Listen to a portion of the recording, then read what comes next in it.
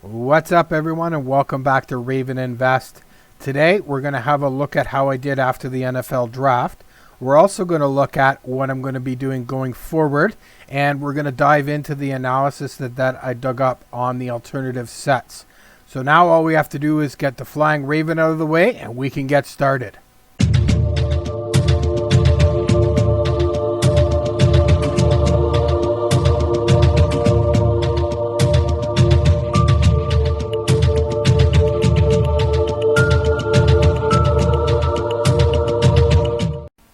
Welcome back, so let's dig in. So if you watched my last video, you saw that I prepared for the draft. I made all my cards, put asking prices on them, set them to in between 205% and 255% markup, depending on where they would position them in the list.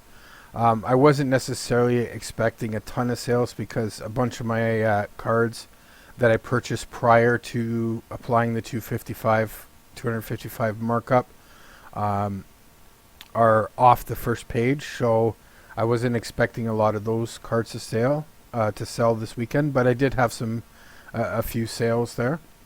So if we pop over to COMC, we can have a quick look. I would assume just about anybody who had a Jordan Love for sale sold one this weekend. There was quite a heavy demand for his cards right before the draft. As you can see, I sold mine about 6 hours, 5.5 hours before the draft. But that was a pretty good profit for me. That was probably the biggest amount of profit I've made off one card. Not necessarily the highest percentage per se, but definitely the highest amount. So that helped out a lot. And then I was expecting a little more LaVisca Chanel, but again, I have a few more cards buried a little bit further in the list.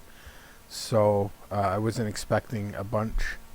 And again, Aaron Rodgers, I believe that's probably why this guy, Fant, sold.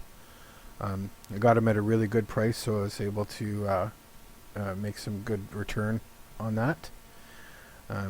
J.K. Dobbins, again, another one I was able to get for a steal for a canvas for 99 cents. Mason Rudolph just signed a new contract, so I'm assuming that's why somebody was out looking for him. And made a few other sales here. So, some sales that I was kind of expecting a little bit, and some that I wasn't. So, it was a good surprise. Now, what I did though is I took a bunch of that profit, and then as always I poured it back into some cards, but I also purchased a few PC cards on the way, a little bit of a treat, I guess, for myself. So we'll have a flip over, and we'll have sorry, I didn't prepare. I should have been on the proper page. Oh, and it's making me sign in too. Awesome. Preparedness.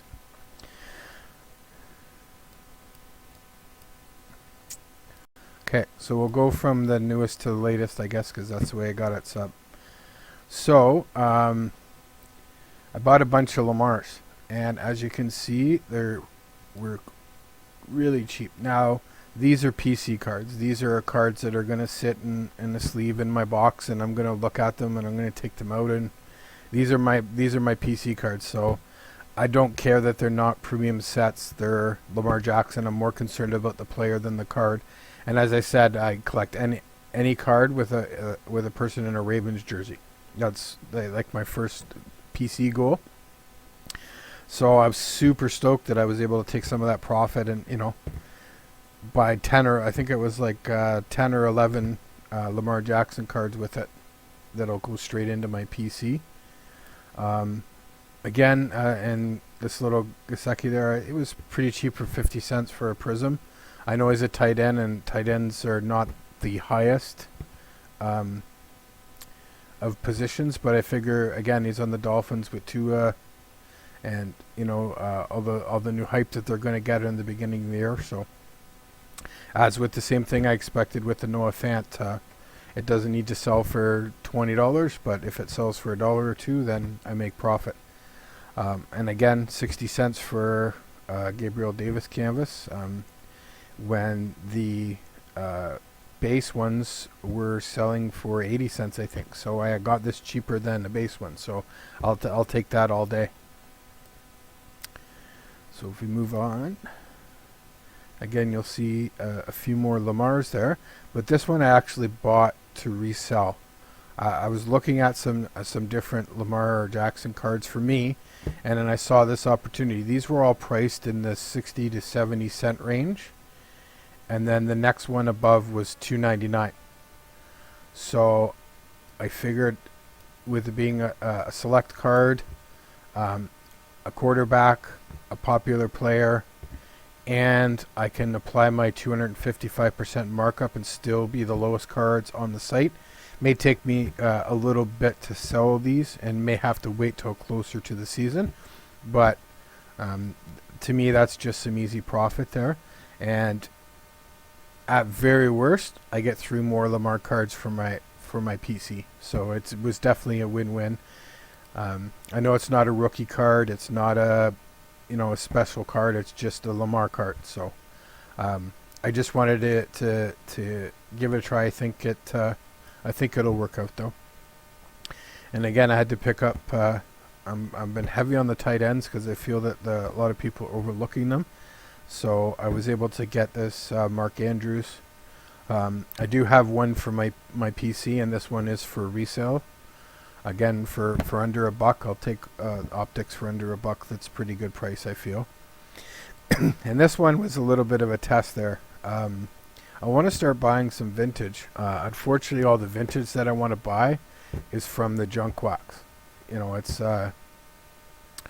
that's the era that I grew up. That's the era of the players that I'm like, the Montanas and the Rice and the Emmitt Smith, and those are the guys that I grew up with.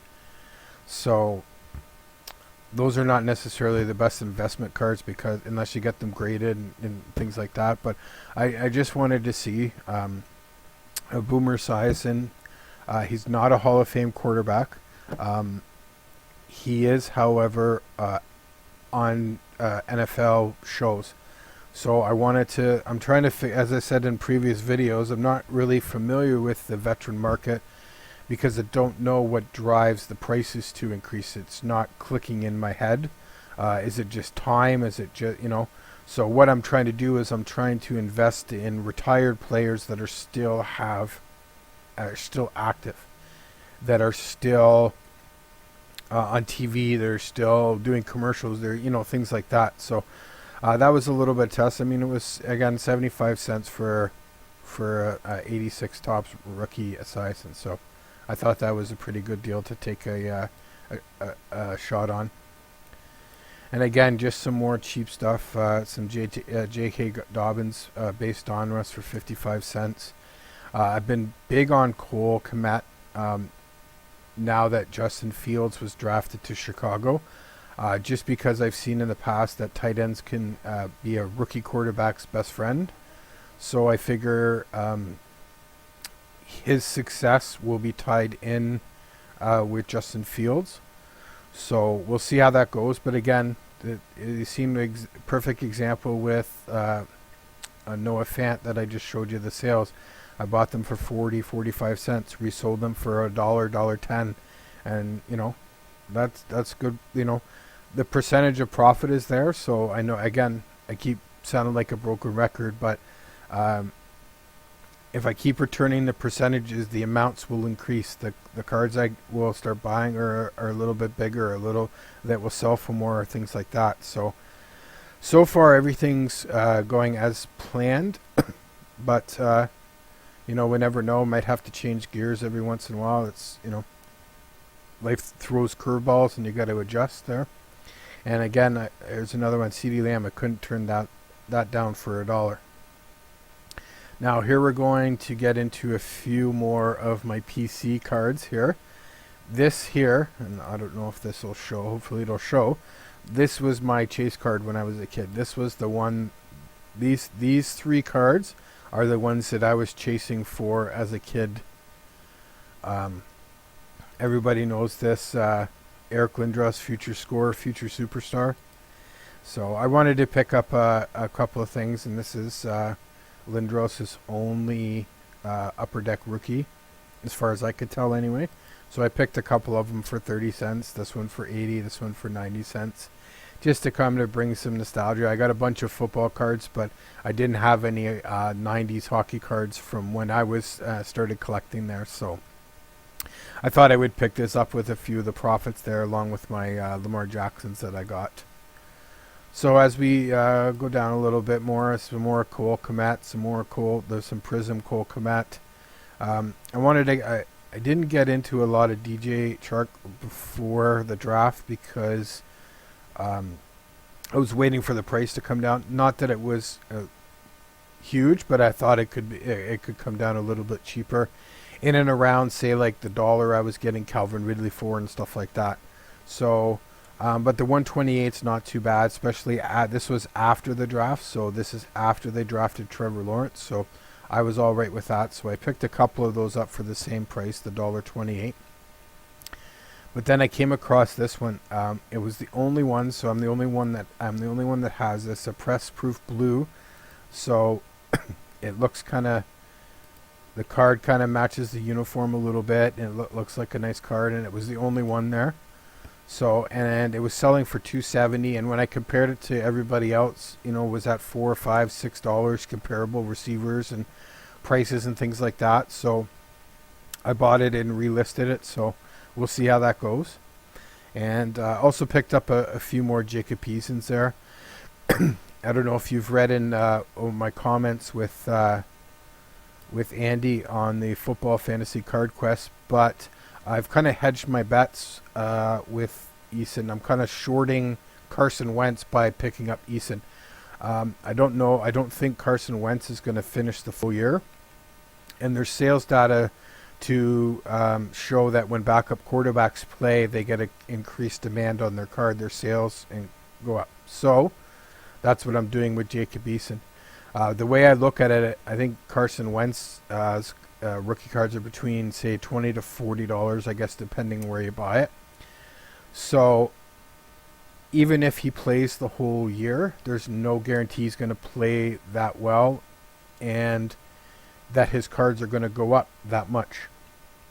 But for a fraction of the cost, I can buy some Jacob Eason cards, and there's a good chance he'll play because Wentz has got injured quite easily in the last couple years. Even with a team he's been with and comfortable and been with for a while, he's getting injured. So that's what I'm thinking. I don't think Jacob Eason necessarily is going to be like the future quarterback or anything like that. I was picking up a couple of his cards so that if he does come in for a couple of games to relieve Wentz, then maybe I could take advantage of a little push there on his cards. So, and I picked up, I think I ended up getting 4 of these optic Jalen Riegers for 68 cents. I think he's going to be a very hyped receiver, come up with Jalen Hurts this year in a big market. So everybody, except for Devonta Smith, everybody on they ravaged the wide receiver depth chart in Philadelphia. So I think he'll get a nice pop in the summertime. And as I said, I was picking up Cole Kmet because of the whole Justin Fields, and I was picking up Anthony Miller and Mooney prior to them, assuming at some point they would get a quarterback. Now I was making the assumption that A-Rob was going to be let go and free agency, traded, whatever the case may be, but they did tag him, so that pushes these guys back down the depth chart a little bit.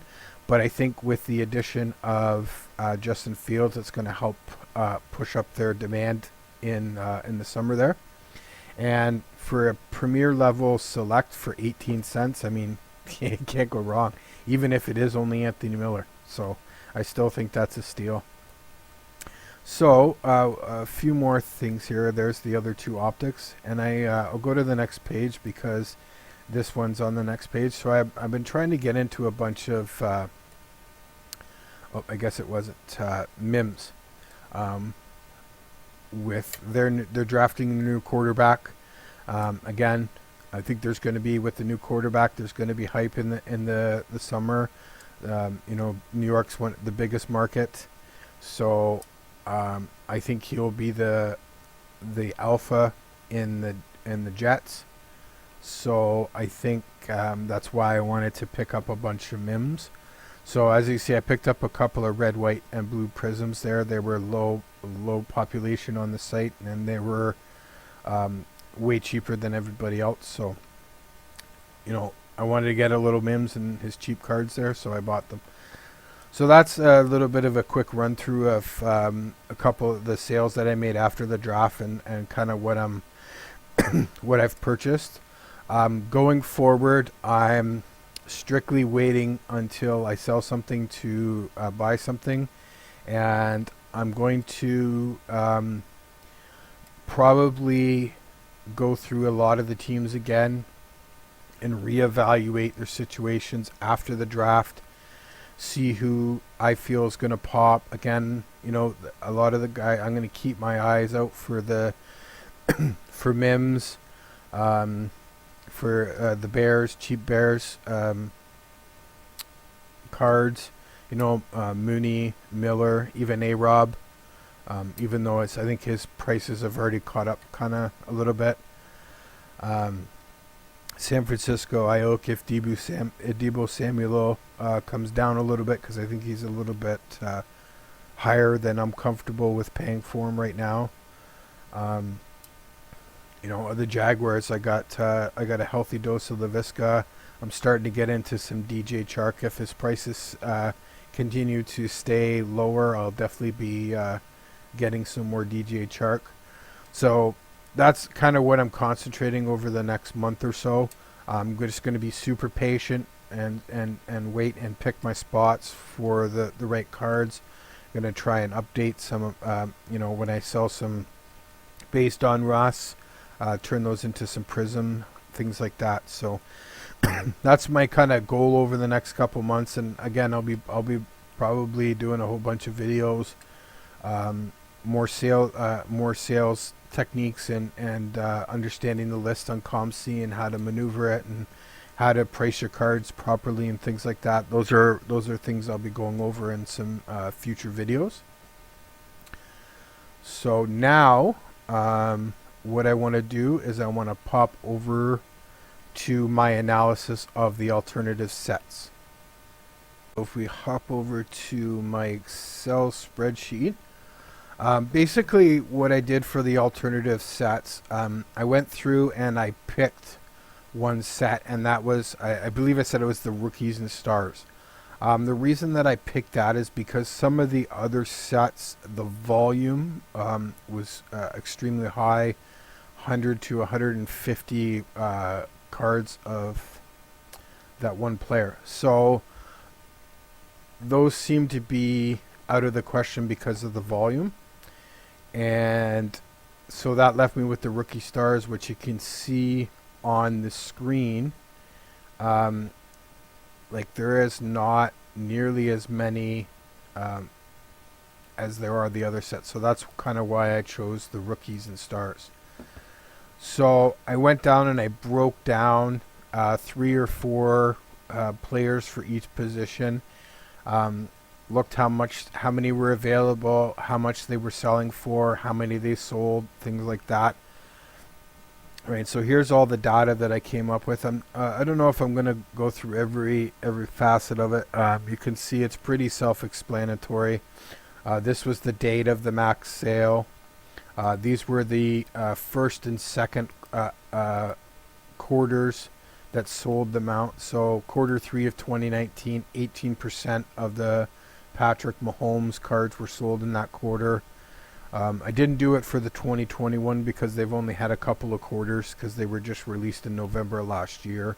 So it's either going to be quarter 1 or quarter 2, and vice versa. So I wasn't too worried about those.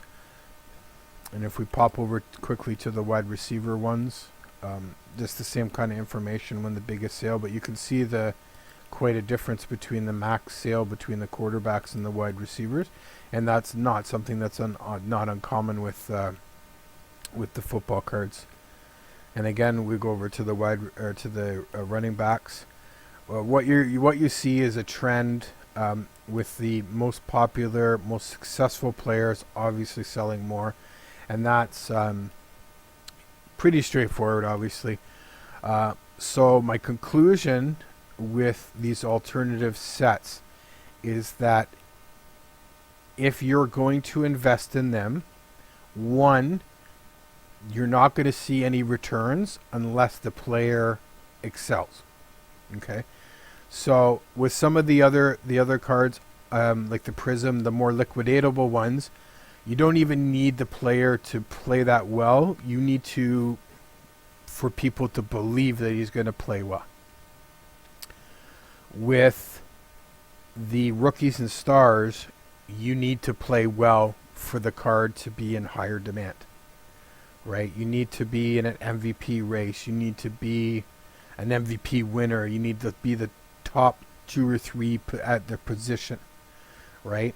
So when that comes to speculating, that makes it a lot more difficult.